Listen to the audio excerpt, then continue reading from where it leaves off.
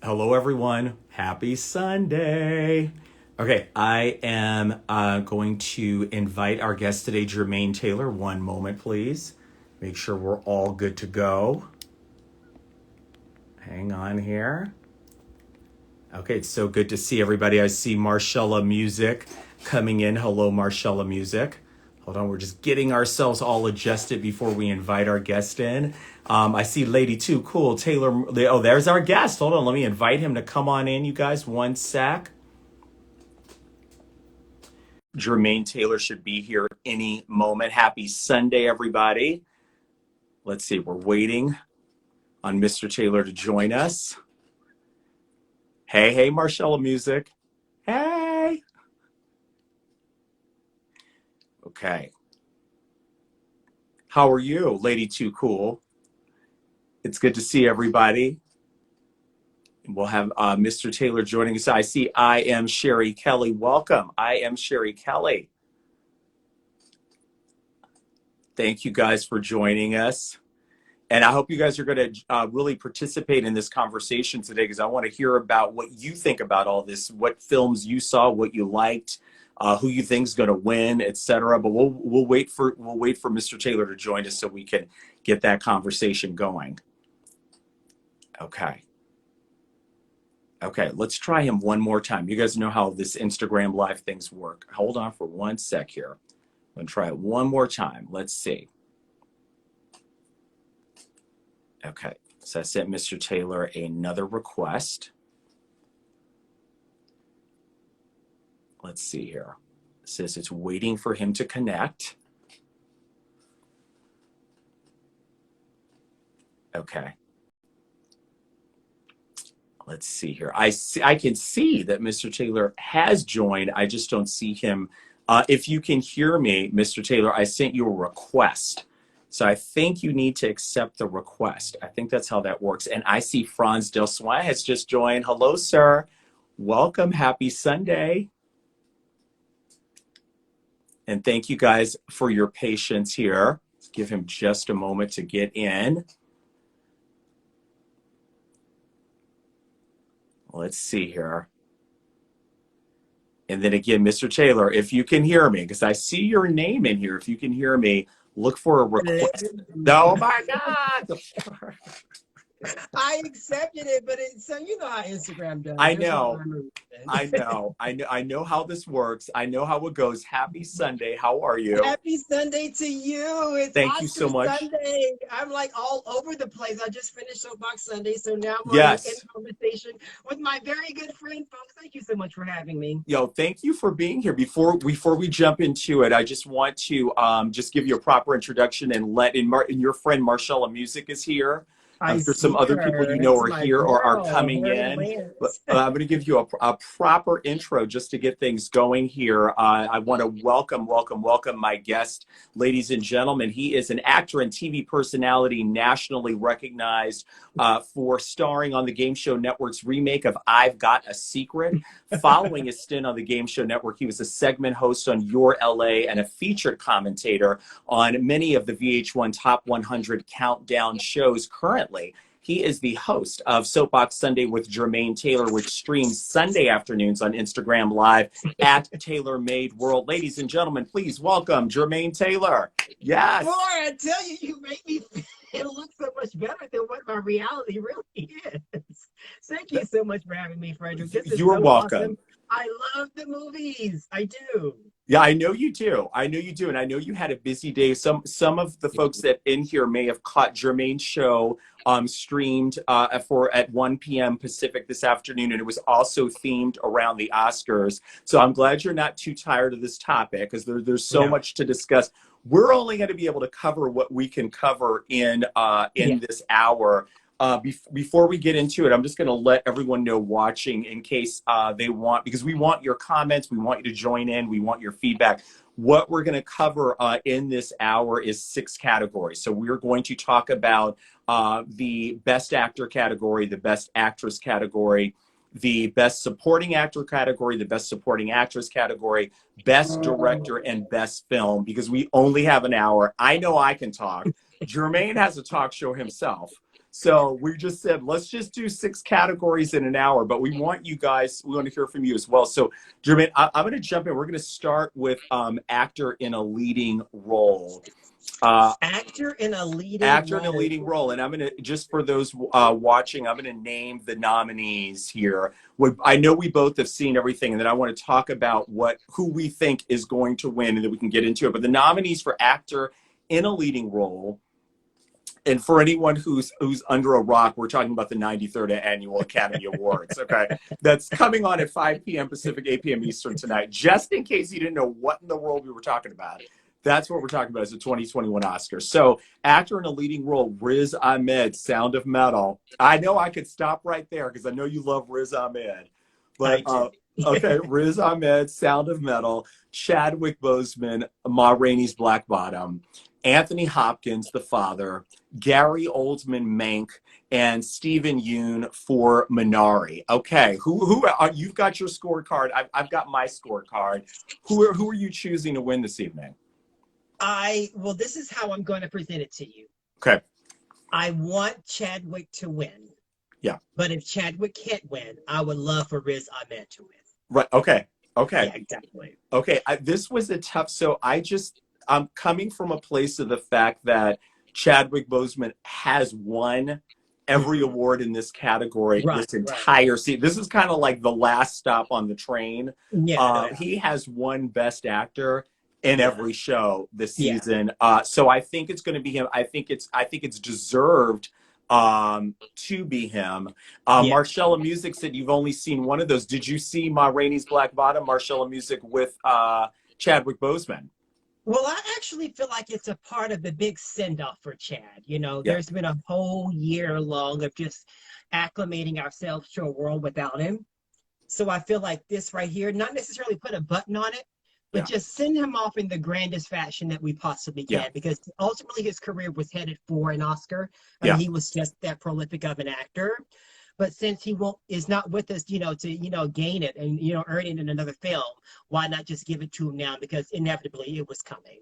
Yeah, I understand. And I even think, to be honest, I remember seeing last summer, you know how Variety, I can't remember if it's Hollywood Reporter or Variety, but they do those award season panel interviews where everyone that they're assuming is going to be in like an award nominated project. Marcella Music completely agrees with you on this, your point, Jermaine, that you just made. Thank you, Marcella. So, Variety or Hollywood does those panels. And I remember last summer/fall, all of the actors that were on this panel, all these A-list actors, they were even, one, I think it was George Clooney. He even said, well, we know Chadwick Boseman's going to win, and saying it in a supportive way, saying it in a way of admiration. So I agree with you. If that weren't a factor, I think that this is just a category loaded with amazing performances. It could be anybody. Hopkins even. Anthony Hopkins was phenomenal. Incredible. Oh my God. I mean, the levels that he went through and the layers, because I have an up close and personal experience with dementia. So it was as if I was watching what I had seen in real life, and he added even more on top of it. Yeah. I just asked in my show prior to this one, do you feel like we were watching what was going on inside of Sir Hopkins' head? I felt like that's what it was. And I think, too, it was it was part of what made the film challenging in a good way and really uncomfortable, because as I was watching the movie, it was like like episode after episode. Every time he would walk into another room, and it would be like somebody else. It was the other woman and not who we thought his daughter was. And after a while, like, I was starting to get fatigued. Like, I was thinking, like, I can't go through this anymore. And I thought, oh, well, this is what they're trying to show you. Like, this is what they're trying to tell you. Like, this is what that looks like. It caused the viewer to do a little bit more work in watching the film. There wasn't a beginning, middle, end. It was a beginning, a middle, back to the beginning, over to the end. There was a lot. So I can understand why you would be mentally fatigued watching it. And he did a great job. And I thought it was such a Indigo Blue says, spoiler alert, ? Indigo Blue, you knew what the topic was today. I'm sorry. It's Oscar Sunday. If you're coming in, I'm sorry. We're going to be talking about it. Please watch The Father, though. It's a great movie, Indigo Blue. And another thing I appreciated about his performance, too, was the vulnerability, like especially toward the end when he's kind Mm-hmm. of alone and he's in the place that he ends up being in. Mm-hmm. I just thought like, wow, Anthony Hopkins really kind of like he just showed levels of vulnerability that Mm-hmm. I that really touched me. It really touched me. Franz Del Swan said he felt Anthony's torment. Exactly. That's Yeah. what we're saying. That's what we're Now I saying. will say Riz Ahmed is my second choice in Yeah. that I felt like he went to areas of his talent that I had never seen him before in his other work. My only complaint against the entire story, not necessarily his performance, but the story, I felt like he surrendered just a little bit too easily. I know a lot of people can make the argument, well, he did fight it, he did do this, he did do that. Yeah. But I felt like there would have been a little bit more of a tug and like, well, let me just try this one more thing and see if I can get my hearing back. You know, and maybe because Yeah. the movie was short, it was only like 2 some hours, you know, they had to tidy it up a little bit. Yeah.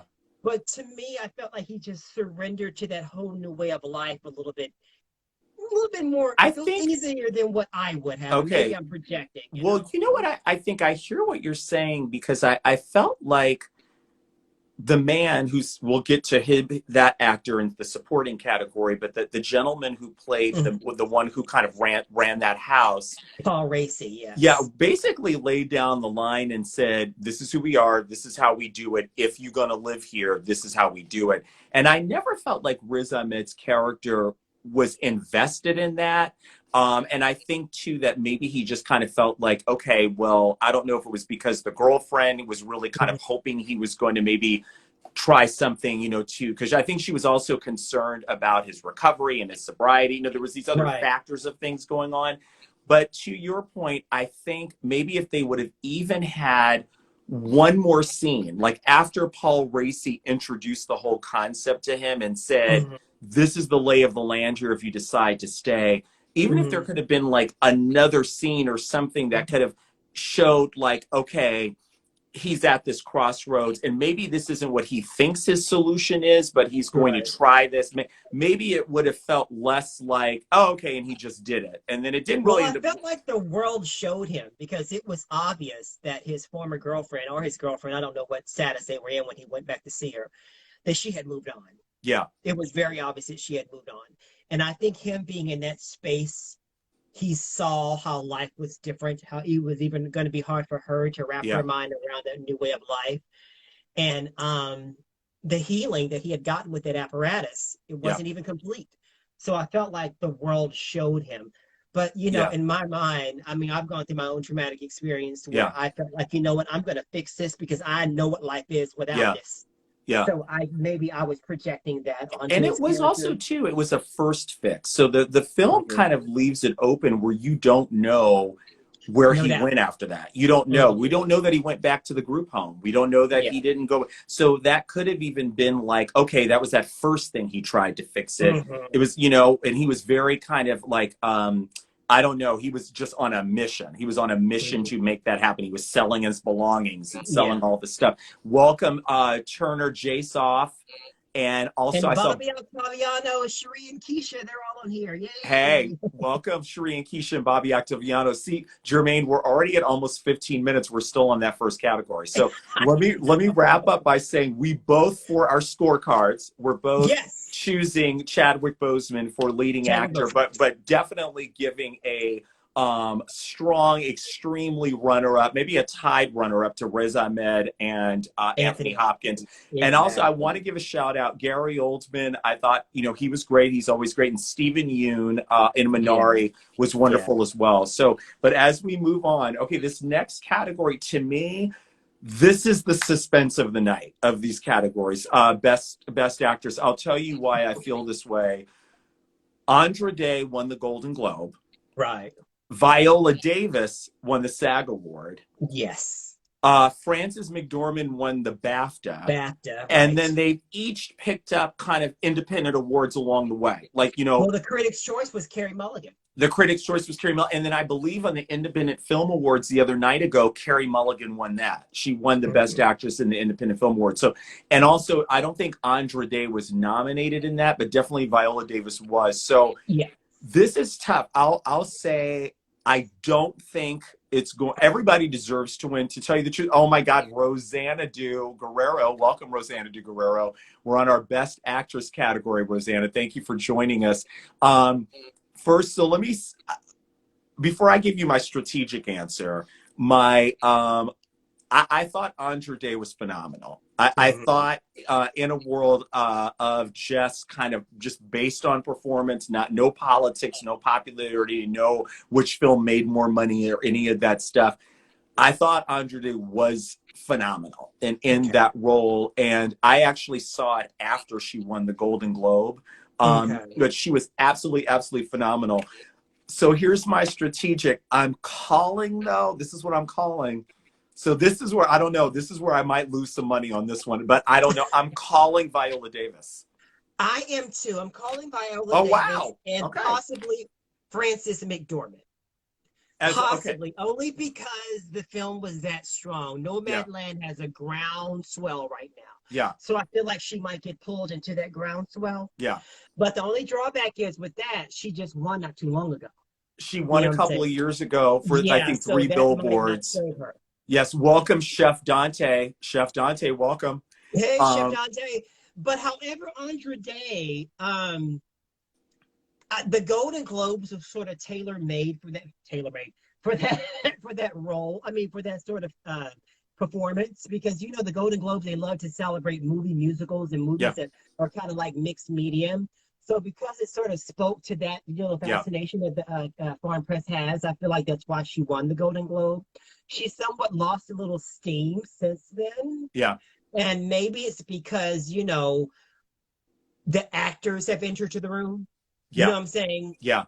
Viola's people, Frances's people. Yeah. People who understand good work over time. Not just one performance. Yeah. So I feel like because, you know, people who understand body of work, they've all of a sudden they're beginning to like make their voices heard. That eclipses Andra Day. So I would say Viola's my first choice. Yep. And if not, Frances McDormand. Yeah, and Carey Mulligan is getting a little, you know, she's a dark horse, she's coming. Yeah. But I feel like it's one of those, we need a strong actress this year. You know, somebody who really made us feel something. Yeah. And not made us feel like more phantasmagorical. Because Carrie's, you know, in what world could that actually happen, you know? I agree with you. And also, too, I think about Renee Zellweger winning as Judy Garland last year. Like, awards love it when you're playing real people. Yes. And then, so it's like a biopic. And then on top of that, you're playing a musician. So, you know, just as Renee Zellweger, you know, transformed into Judy Garland, I mean, I feel like Andra Day did that with Billie Holiday as well as Viola Davis with Ma Rainey. So the one thing I'll say that I agree with you and with the Andra Day is, and this kind of surprised me because I felt like even her winning the Golden Globe kind of was a surprise because I think the film had, I don't know how many people had maybe seen the film at that point, but it was kind of a surprise to me that she won, even though she completely deserved it and was amazing in that part. You're right. It's kind of lost steam. I was surprised that they wouldn't have turned around and seeing, wow, she won the Golden Globe, and would have really kind of heavily more promoted her performance. Like I didn't really see much after that. Whereas, well, she had a campaign. She was all over the place in what she could be in this, you know, the world that we're living in right now. But again, the Hollywood Foreign Press, that entity, they're a whole new different body of voters. Yeah. They just are. And oftentimes people say, well, it's just Hollywood celebrating Hollywood because, you know, over the pond, they want to, you know, give us a night. So a lot of people even disregard what those wins are. But they are somewhat of an indicator. But I feel like they're only indicators when the actors themselves have, you know, are agreeing with the actual Hollywood. And that's why I ultimately selected Viola, because she won the SAG award. Like for me, that was a strong, right. That was a strong indication. So, okay, well, on this category, we are both calling Viola. Your strong second runner-up is Frances McDormand, which I agree with. She was phenomenal. She's always phenomenal. She's always phenomenal. Carey Mulligan, I thought was great, promising young woman. Welcome, April. Newhouse has joined. Welcome, April. Carey Mulligan was amazing. Vanessa Kirby, I just want to say this because Vanessa Kirby, people may not know her name, but if you watch the first 2 seasons of The Crown, she played Princess Margaret, on The Crown in the first 2 seasons before the characters got older. And I don't even know if people necessarily knew that was her, or even maybe they didn't know. But Pieces of a Woman, her performance was incredible. I mean, I thought it's a nominated performance. I feel like she's just a victim of just not resonating because people just don't know the name. I agree. I agree. But I wanted to make sure we gave a shout out to her because her performance was great. The movie was great. She was incredible. So I'm glad, if anything, this is raising her profile. You know, we'll see her at some future award season. And then lastly, in this category, we covered everybody. We covered everybody in the category. Okay, so far we were calling Chadwick Boseman and Viola Davis. We're agreeing. We're like 2 for 2 on this so far. And we did not talk about this prior to, folks. This is you guys, we did not talk about this prior to. So I'm finding out his scorecard selections as I'm sharing my own. Okay, next category is actor in a supporting role.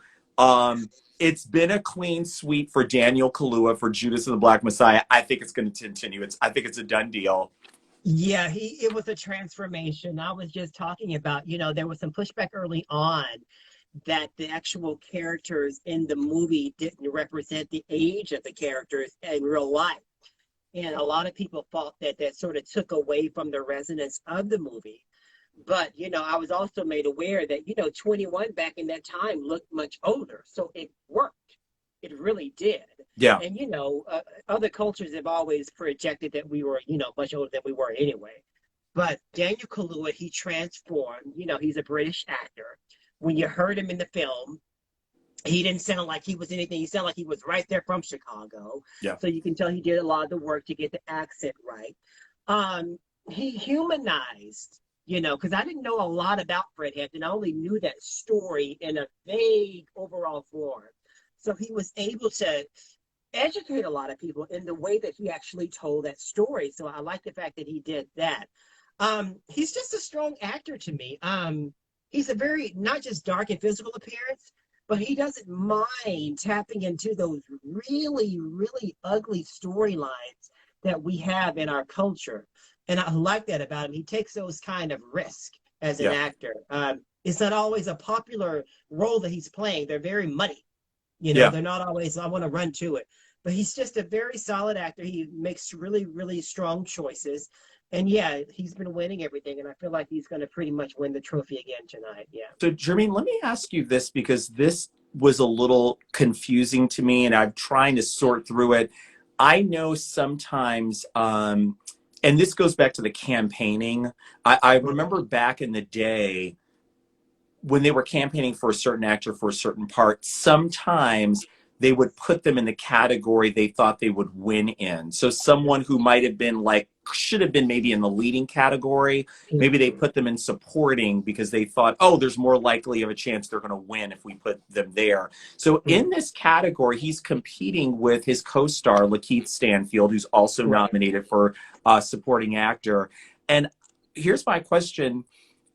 One of them was the star of the film. They both weren't supporting, or they both were the star, but I don't think they're both supporting. So I was always a little confused about that, because to me, I definitely felt like it was a co-led kind of thing. Like Lakeith Stanfield's character almost had his completely own storyline. Like he had his own completely own storyline with the FBI. He had his own arc. He had his own crisis. Like he wasn't, like his character wasn't just there to support Daniel Kaluuya. Like Lakeith Stanfield's character had its own kind of origin story in beginning, middle, and end, as did Daniel Kaluuya. So is it odd to you that both of them, who are kind of co-stars as lead in this film, are both competing with one another in the best supporting category?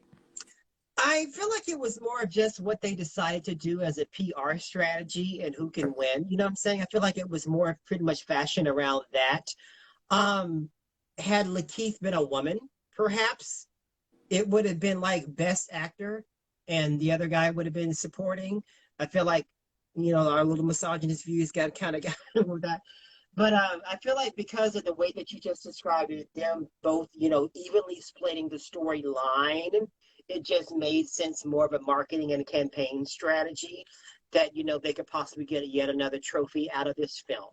Strictly, PR, and because a lot of times you make decisions based on the economy.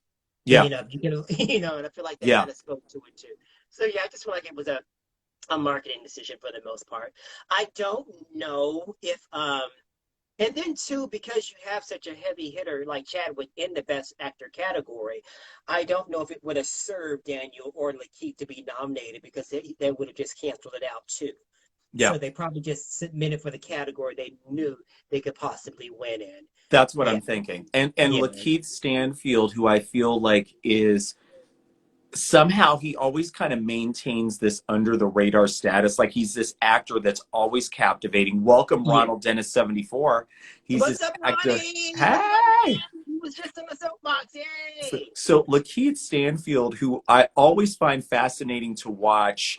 I'm glad he got this nomination because I think more Mhm. people will know he is, because I think he's sometimes that person you see Yeah. that he kind of can transform into a role and you don't even know that was him. Oh, that was Lakeith Yeah, this will Stanfield in that definitely movie. boost his profile, Yeah, raise his credibility. yeah, Um, it's interesting because I'm noticing that a lot of the campaigns this year, a lot of people didn't put a lot of money into the campaigns. yeah, And so I don't know what that was about. I don't know if it was because of just the climate of the times or subscription television. I don't yeah, know why you didn't see more of a push. With Viola, you did because she was all over the place. She was still getting the yeah. magazine covers and the features. And even there was another one that got a lot of I press. saw a lot of Regina King. Exactly, Regina Yep. King. So you saw them pushing. However, like people with Lakeith, I didn't see much of a push. So Yeah, maybe they just knew that this was just a nomination that was just going to do whatever it yeah. does to raise his profile. And I wonder too if Deservingly, maybe, too. yeah, yeah, which is great for him, which is great for him. And I wonder too, given last year where and I know we have some folks in the room that work in the movie business in this whole area in film marketing. So if you guys have comments on this, please put it in the chat, because I'm just going off what I think I know or trends I feel like I've seen. But I also wonder if maybe last year, with the loss of a lot of money with releases that didn't end up being theatrical after all, Yeah. that maybe they're just kind of perhaps maybe reserving or conserving some funds, knowing Yeah. these films found their audiences. And Yeah. yeah, Exactly, because PR, for the most part, it comes out of the actor's pocket. They pay for their own PR. So a lot of people didn't make a lot of money last year. So maybe yeah, that had a lot to do with how they promoted themselves. So they yeah, were just thinking they'll just ride on the win of whatever the nomination gives them. yeah. And the rest is just gravy. Yeah. So we're both calling Daniel Kaluuya on this one, Daniel but Kaluuya, I want to yes, indeed. acknowledge the others in the category. I have to say, I am a fan of Sasha Baron Cohen, All and right. Sasha Baron Cohen is very quietly Yeah. building this serious actor resume. Yeah, he Kind of, is. Yes. he's Yeah. kind of doing it on the sly. And I remember last summer he had a Netflix series that was about an Israeli spy. It was like a period piece Mm-hmm. that took Yeah. place in the late 60s, and it was just straight up drama. And he was Yeah. the dramatic lead. I thought he was great. So I think he's kind of quietly doing this before our eyes, getting in these more serious Yeah. roles. I thought he was great. The one thing I will say was the accent, whatever dialect he was doing in the It beginning of the wasn't film, like I right. was kind of like, are you from Boston?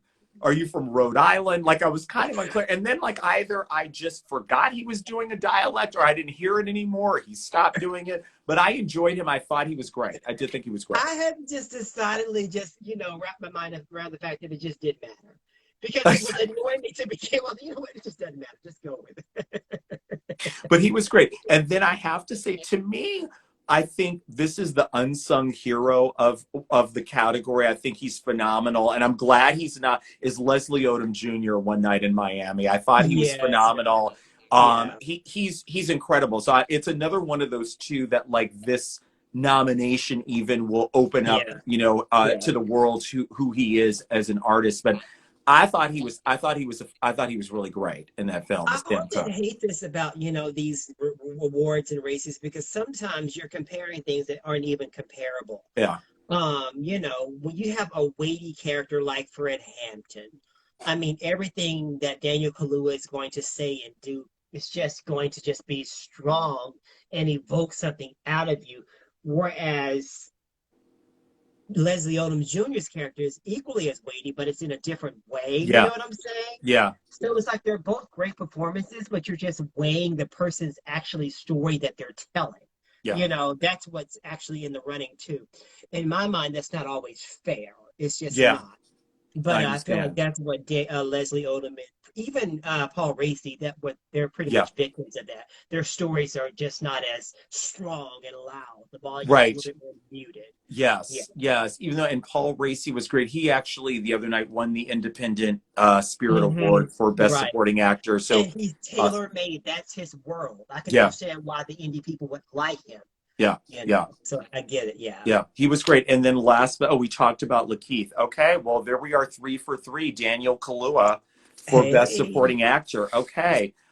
This is an interesting category because we're moving on to actress in a supporting role, who I believe is going to win. I'll just tell you, isn't who I want to win, and I think everybody in their own way deserves it. But I'm calling based on it's almost a clean sweep. She's almost won everything, but she's been building an incredible momentum. Is Yoo Jung-yoon for Yeah, Minari? exactly. Yeah. I think it's hers. I do too. However, don't count out Glenn Close. Glenn Close is who I want to win. Only because that's who I want to Yeah. win as well. That's actually Yeah. who I have as winning. Oh, Only okay. because Oh, you know okay. yeah, the Oscars, they love it when you unglamorize, when you just Yeah. bare ugly. Yeah. I mean, her transformation was like, whoa, Yeah. you really did it. I Yeah. feel like that's going to pretty much speak to her win. The fact that she hasn't, she should have won Many against Olivia times. Coleman. You know, I feel like that might add to it. Yeah. Although we do, I mean, the what's her Yoon? I can't ever pronounce her first name. I She believe it's Yoo Jung-yoon. I believe. Yeah, Jun Yoon. Yeah. Captivating performance. Yeah. But I feel like she might fall prey and victim to just not really knowing who she is. Yeah. Although in Korea, she's huge. You know, she's storied. You know, Yeah. you love her. But I feel like she might fall victim to that, whereas Glenn Close is more like, oh my God, we're just going to give it to you this year because you've deserved it so many more So times. that's kind of where I have a little bit of a resentment because Mm. Glenn Close should have won. She's been nominated I think 7 times for Best Yes, she Actress. is. Yeah. She should have won so many times. And I know she lost last time to Olivia Coleman. Right. She was nominated for The Wife. I guess there's a part of me that feels like I don't want Glenn to finally win on Best Supporting Actress. Like I want her to win where she always deserved to win many times over the last 30 years that she should have won Best Actress. Wouldn't speak to the times that she should have won? Don't you think it would just blanket all of that? I kind of feel like it's almost kind of like, okay, you never won when you were nominated for all of those Best Actress times that you either lost to Meryl Streep or you lost to so-and-so. Like, I kind of feel like the supporting actress, it almost feels like a little bit of a hand-me-down. Like, I don't know. Maybe because I'm such a fan. So who I want to win is Glenn Close. I thought she was incredible in that film, which I don't think it's nominated for Best Film, so we don't have to go into it because there's a lot to say about that movie. So many issues with that film. Yeah, so we're just talking about Glenn Close. We're not talking about the film. We're just talking about Glenn Close. But then she might suffer because of that too, because a lot of people, especially out here in Hollywood, there was just this disdain. Yeah, they did not. The critics hated that movie. But with who the film was about, because we live in a very liberal society out here. So we were like, okay, all right, you got to finance. We'll see it. Okay, you got Glenn Close. Okay, we'll halfway get our minds around it. But there was just so much of a push against it. Yeah. So well, she was great. So. Yeah. I believe I think it's going to be Yoo Jung-yoon because she has just been on a nonstop ride. She's been winning. Yeah. Every single thing. And I think for what the film won't get, because I don't think Minari will win another, if there's 12 awards or what have you, I don't think Minari is going to win anything else, probably with all of this competition. So she might be the one award the whole film gets. Exactly. So it could be the nod. So, but moving on to other nominees in this category. Okay, so here's where we part ways. I'm calling Yoo Jung-yoon. You're calling Glenn Close. Yes. Okay. And normally I think Best Actress is the first or second award of the night. No, I think it's supporting, isn't it? No, supporting. So that's what I mean. This Yeah, category is you. exactly. So Yeah, we yeah. should know in the first part of the Yeah, show. I'll be texting. I'll text you on the first commercial, either like, "Oh my God, you were right," or "See, I told you." I'll text you on it. So also just to acknowledge in this category, Maria Bakalova for Borat's subsequent movie film. Now she did win, she won the Golden Globe, which was a She surprise. did. She did win Yeah. supporting actress. The film, it's not for everybody. No, it's not. It's a very specific type. It's if you like the Borat movies, you'll love Yeah. this movie. Yeah. She was great. I mean, she was great. I mean, I don't know that she deserves to win an Academy Award, but I don't she. even know if she should have been nominated. I felt like they could have just even Amy Adams from Hillbilly Elegy could have like taken that spot. Um, yeah, I was kind of baffled as to why she was even Yeah, nominated. And when I watched it, I was like, "Oh, it's a solid performance. It's strong." yeah, I don't know much about her work or pedigree at large, yeah. so I had nothing really to compare it to. Okay. But yeah, she's at my very bottom out of the five. She's Yeah, number. yeah. Me too. Me too. And Yeah, then next up, Olivia Coleman, who, ironically enough, the last time Olivia Coleman was here, Glenn Close was here too. I think Olivia yeah, Coleman won that year in the Best Actress category for The Favorite.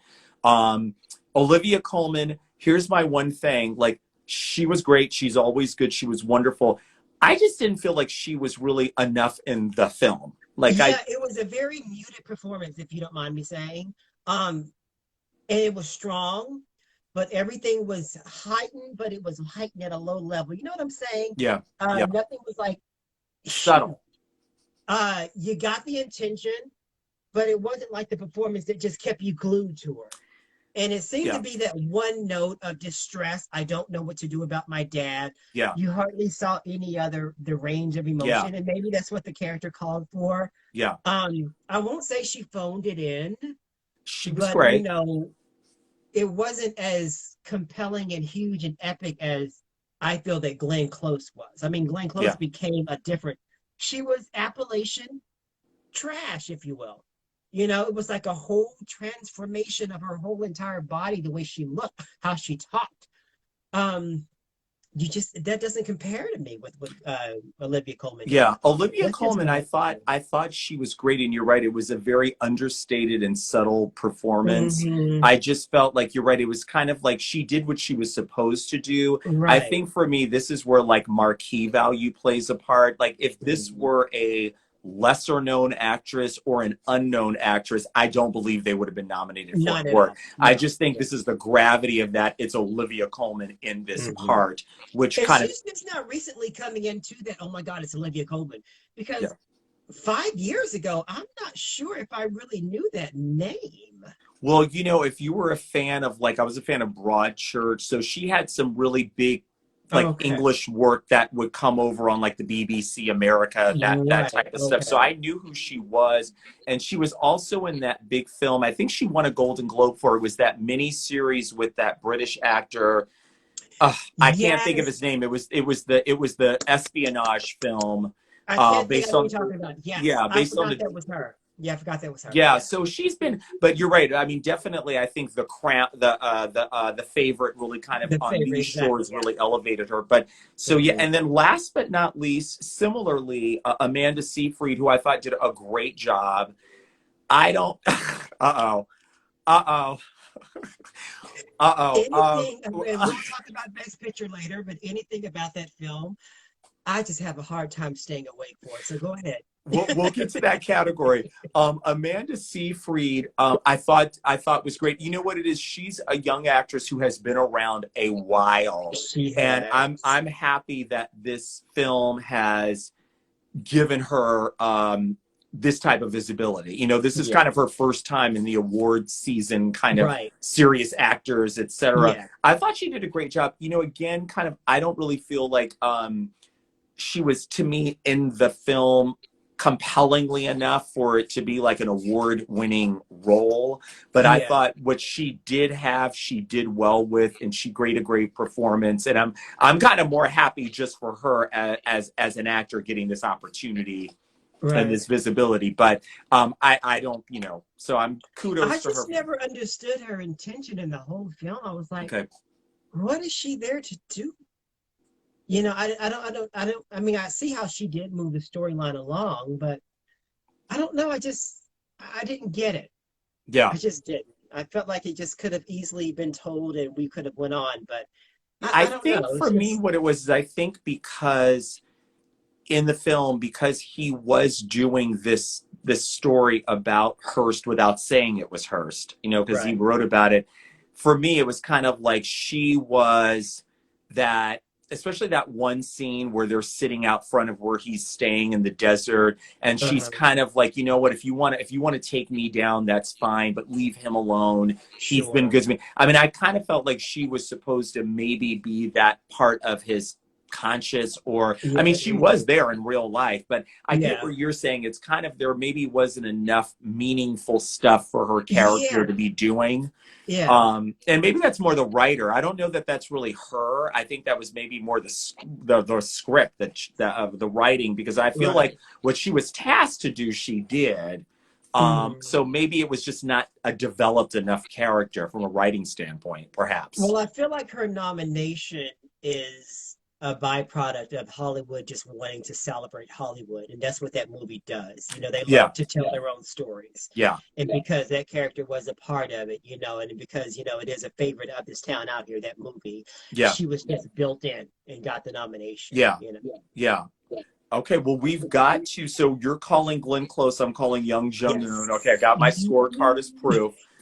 We are into our last 18 minutes, which I cannot believe. See, we needed to do a special 2-hour episode. We did Instagram Live. Y'all gotta do better. I don't So know we why can they talk just do an longer because we hour. got a lot to say. Yeah, especially when you see these podcasts on other platforms. These people's podcasts are like an hour and a half, 2 hours, are going on But and on. are you with them the whole entire 2 hours? No, I'm.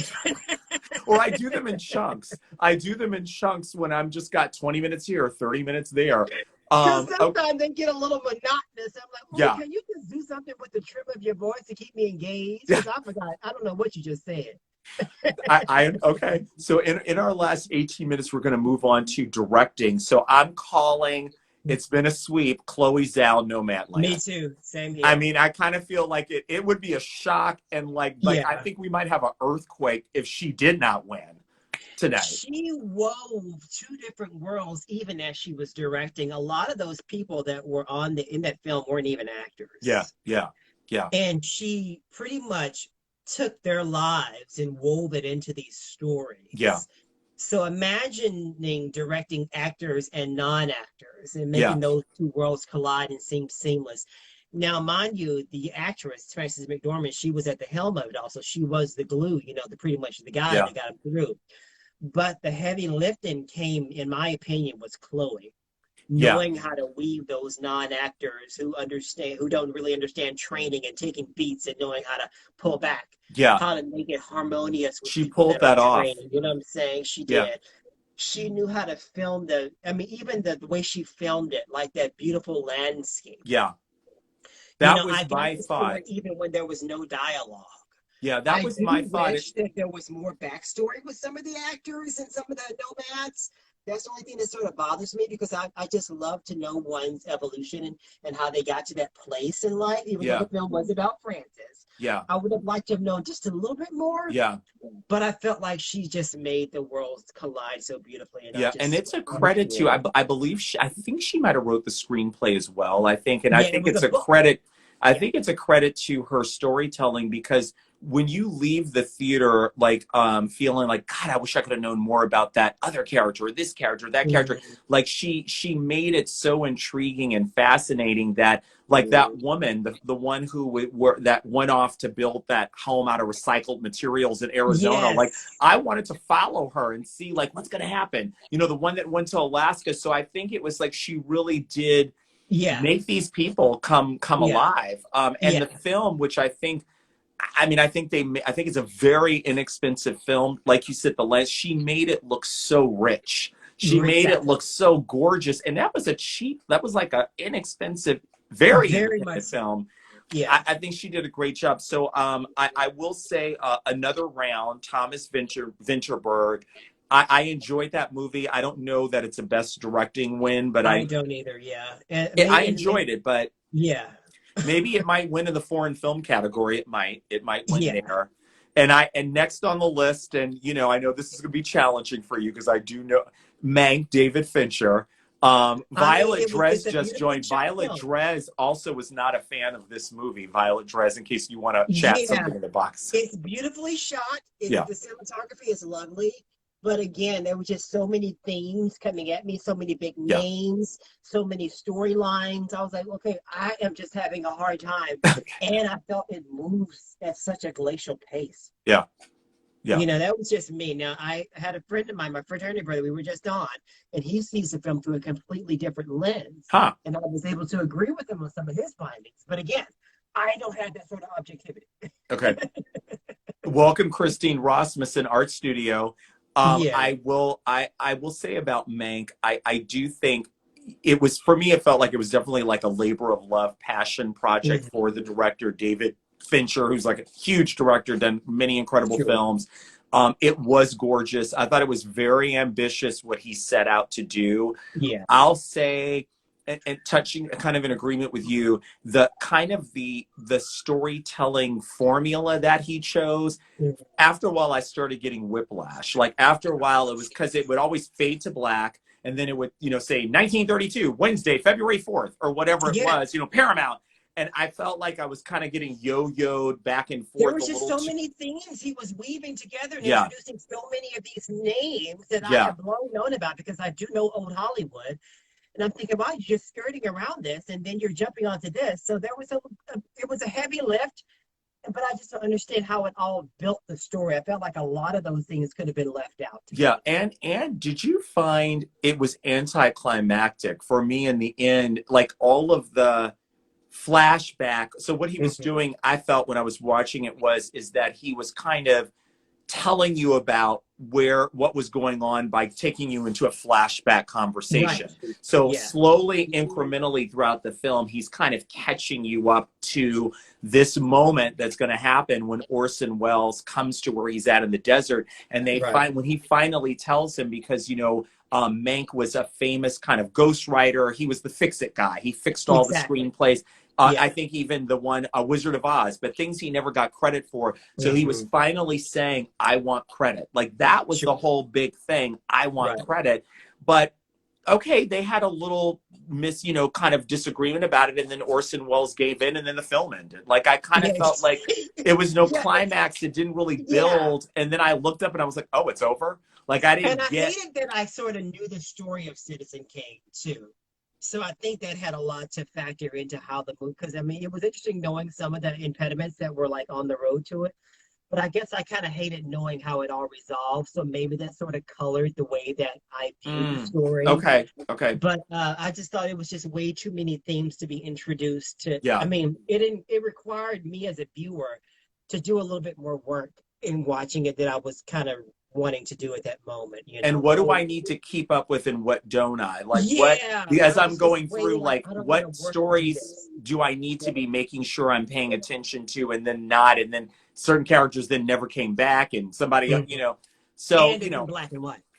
So, But I thought, I mean, it was gorgeous. Okay, and then Minari. Minari is next up on the list. A great, and a lot of first-time directors are nominated this year as well, which is wonderful.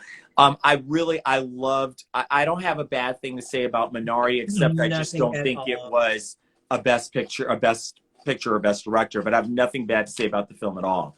I just love the integrity, the honesty of that film. I told a friend of mine, the same guy I've been talking about constantly, I love how he captured that point in the early 80s, especially in Arkansas and Texas, where I felt like they were coming off the ends of that whole Jim Jones thing, while all those people were so charismatic and so believing in religion and very, you know, Pentecostal-like. So I love that he was able to capture that, because I do remember that time growing up in that part of the country. But I had no idea that the Korean people had those same sentiments too. I had no idea. I did wonder, though, if people saw that story as an American story, or do they see that story as Koreans living in America? What do you think? Oh, that's a great question and consideration. Okay, and looking back, I do kind of see it as an immigrant story. I mean, which Mm-hmm. it is an American story. I mean, an That's an immigrant American story, story, exactly. it Right. is an American story, but Mm-hmm. I think maybe it was through the lens of the Her grandmother, you right. know, the parents, the kids. I also kind of saw it as an interesting story too about like, because you notice the kids spoke English, but then they cut, you know, like they were kind of the Mm-hmm. first generation. So, Mm-hmm. which I guess is part of the immigrant And that story. part I loved. I loved the mixed medium of you know, the captions and then, you Yeah. know, him speaking in Korean, then of course Yes. English. Because pretty much that goes on. That goes on Yeah. still to this very day. Yes. So I thought that Yes. was a very honest and wonderful choice that Yes. he made as a director. I did, yeah. Jermaine, we have 10 minutes left. I can't believe this. Ooh, okay. Let me finish out this directing category. Okay. Promising I'll Young shut up. Woman, Emerald Fennell. Promising Young Woman. I mean, all I have to say is wow. I think we're not covering this category today. I think Emerald Fennell will pick up screenplay. Yeah, I it's think just a that's, revenge movie for me. yeah, it was. What did you say? It's just a revenge movie for me, to be honest. I loved it. I mean, it was a revenge movie. I think it could. I think in the hands, because it's a. We've seen the story before in the sense that there have been revenge films. Mm-hmm. I just think it was kind of maybe more the way that she kind of what her kind of angle of telling the story was. Mm-hmm. I really enjoyed the movie. Is it a Best Directing Academy Award? I don't think so, but I think the movie has gotten a lot of buzz. So where it may not win an actress, where it may not win a director of film, I think she'll pick up one of the original screenplay, which Mm-hmm. she has won that in some other spaces where she hasn't won in the other categories she's been nominated against. Mm-hmm. So we're both calling Nomad for director, and Yeah. last but not least, Best Picture, I'm calling it Nomadland. Nomadland. I would love for Judas and the Black Messiah to win, but Nomadland just checks all the boxes for me. No, It just Nomadland is going to does. win. So let's go Yeah. through this quick in our last 8 minutes. I can't Oh believe this. I God, wish let's we do could it. do an Okay. after show. But I will say so. I'm going to go down the list. We're both calling Nomadland The Father. I don't think The Father's the best picture. Yeah. I thought it was a great movie. I just don't think it's the Yeah. best picture. Yeah. Just a great subject to just dissect. Informative. Yeah. An exhibition, if you will. Yeah. But I don't think it's the best picture now. Okay, next up, Judas and the Black Messiah, which you just mentioned you wish would win. I have to say, Shaka King is an amazing director. I did not know who he was, and then I started. He's Spike Lee's student. He was a student of Spike Lee at NYU. Other than that, I don't know okay. about him.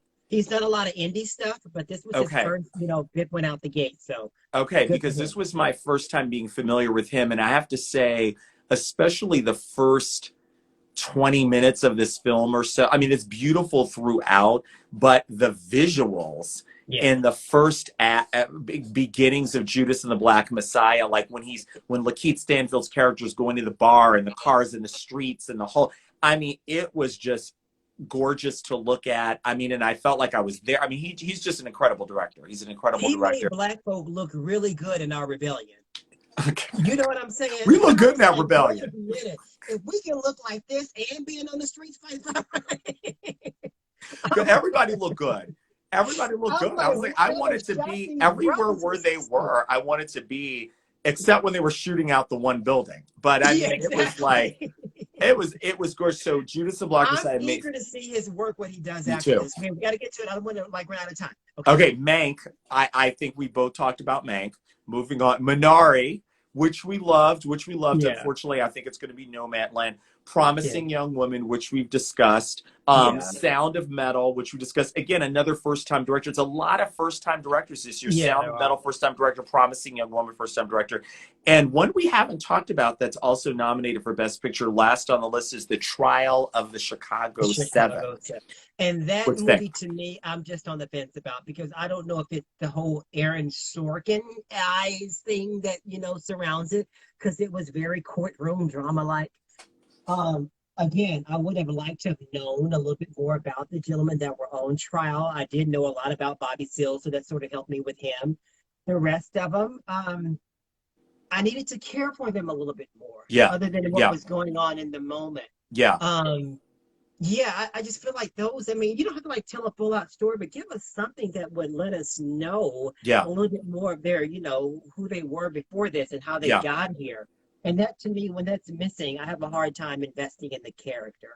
So let me ask you this. So Aaron Sorkin, who is known as like one of the top writers, Mm-hmm. this is the second time he's directed his own script. His first directing he did of his last movie, Molly's Game, with Mm-hmm. Jessica Chastain. Chastain, He right. wrote that. That was the first time he directed.